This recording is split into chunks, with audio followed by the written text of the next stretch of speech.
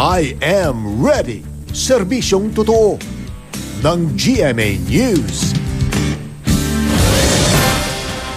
Mga kapuso, may mahina hanggang katamtamang pag-ulan na maranasan sa malaking bahagi ng Visayas at Mindanao bukas. Ayon sa Pag-asa, epekto pa rin ito ng trough ng isang low pressure area na nakakapekto dito sa Mindanao.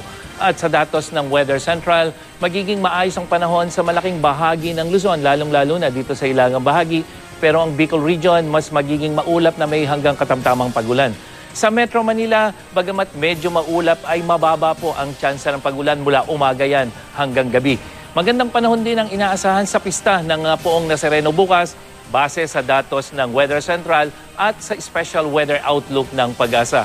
Dahil naman sa trough ng LPA, magiging makulimlim na may hanggang katamtamang ulan at thunderstorm dito sa Visayas bukas. Makulimlim na may pag-ulan din sa malaking bahagi ng Mindanao at malaki ang tsansang may mabuong thunderstorm.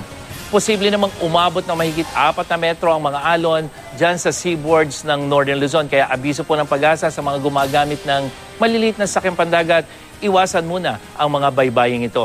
Patuloy namang nakararanas ng Arctic freeze o napakalamig na temperatura ang malaking bahagi ng Estados Unidos at Canada. Ito ay dahil sa isang polar vortex na isang uri rin po ng weather system gaya ng bagyo dito sa atin o low pressure area.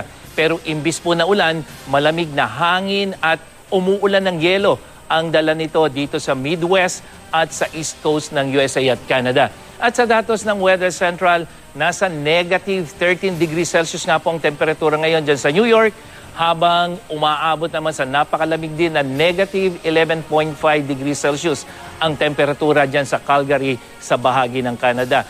Mga kapuso, yung pong minus 13 at minus 11, paalalang po, pag po ang tubig ay naging buo, ang temperature lamang po ay 0 degrees. So yung minus 13 at minus 11, lubhang napakababa po sa 0 degrees Celsius.